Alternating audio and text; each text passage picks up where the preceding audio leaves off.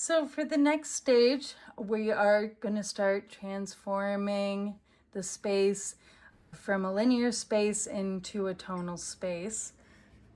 As I mentioned before, for the big moves of this drawing, I am going to keep using Vine Charcoal. Although I never find Vine Charcoal super helpful as a long stick, and to be adding areas of tone, I am going to be mostly working with it on its broad side to be able to cover a lot of ground. All right. What you're going to want to do first is identify a purpose for this mid-gray tone that you have in the space. We really want it to live as a value that's sitting either right in the middle of what will be the value scale that you use to define the space of the drawing. So you want there to be a lot of shapes that are lighter in the drawing than the starting tone of the paper, and probably even more, just because rarely do we actually get to a true mid-gray as we're laying this down. We're usually a little on the light. We want a whole lot of darker value steps below that mid-gray. All right. For me, my walls in this space are white, but as you can see in the photograph and in my immediate experience, which you can't really see in this video, the windows are the light from the windows are so much brighter than what the white walls appear right now at this time of day, that those white walls, particularly on this back wall, are really reading more as a mid-gray tone. So I think that's going to be the shape that I claim, or at least that wall shape, as my mid-gray. But then I see a lot of contrast that's helping me recognize that too. So like I said, the windows are presenting a lot lighter as I look at the space, and the value of the red brick fireplace and the mantle are both much darker. So that also helps me see and situate what my value scale is going to be. All right.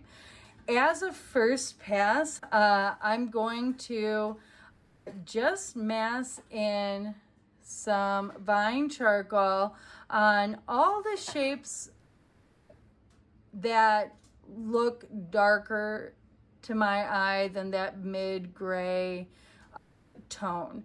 I'm not going to push them to be lots of value steps yet. I'm just going to be getting in this video this space to be defined as either lighter than our mid-gray, or darker than the mid-gray. All right, so here I go. And if you are ever, it's always good before you go in to flatten one side of your Vine Charcoal. Make sure there are not any weird knots that are going to start scratching the paper.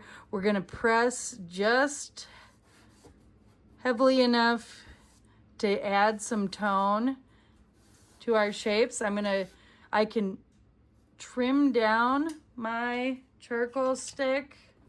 I dropped it to make it even smaller, but I'm also going to twist it around. So I am just dropping tone. The other recommendation I have is it's good to start from the back. And you can see it feels like I'm losing my form a little bit, but I'm really not. I can see those firmer charcoal lines that I made because the compressed charcoal pencil sits on the paper more firmly than my Vine Charcoal does. I can roll right over shapes, define them as darker tone, but not lose the context of their form. And sometimes you feel like you're losing it, but if you give it a little blend with your finger, you will see that there is still a trace. I am not losing my way in this, all right? My pictures, I'll be modifying. Some have some lighter shapes in there, but mostly those are reading darker.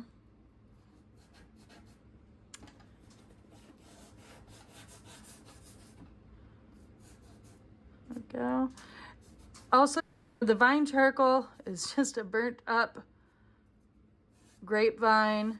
They're all gonna, like I said, I think in the last video, they're all gonna have their own kind of character. Sometimes you get a hard one that just doesn't want to apply super well. If you have that, grab a different stick or a different part of that stick.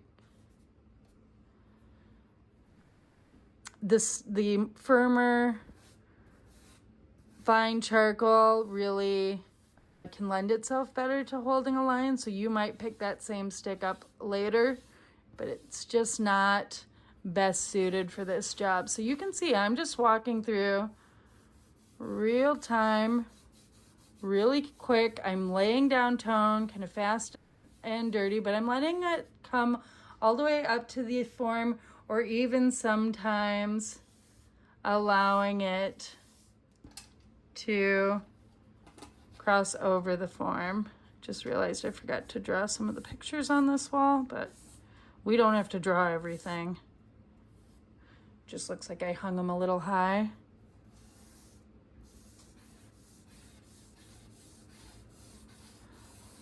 I may later activate that big TV shape, because when it's off, it's just not going to be that interesting. But I might invent something interesting for that later. But right now I'll just put some efficient tone in.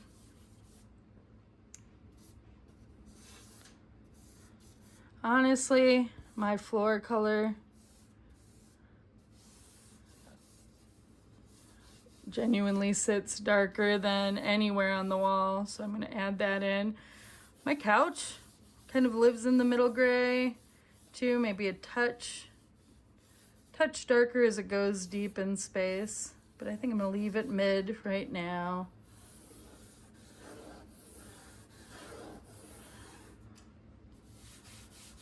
I'm going to let my tone, I'm going to blend it so the tone walks over the rug a little bit. Again, the edges come back out from the compressed charcoal as I go.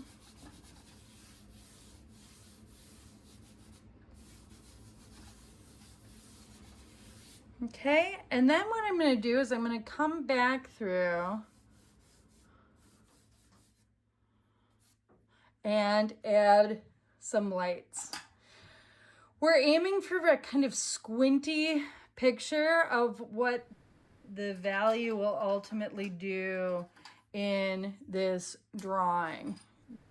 The lights, medium and darks, will become more specific. They'll help us see the form more as we go, but I lost an edge I really wanted on this little chair, so I'm going to put it back. There we go. Always keep that compressed charcoal close at hand just so you can refine your shapes if you need them. There we go. All right, and now I'm switching to my pink pearl eraser. Mine is already dirty, but you're going to want to, and you might wash your hands in between, keep this tool a little bit cleaner.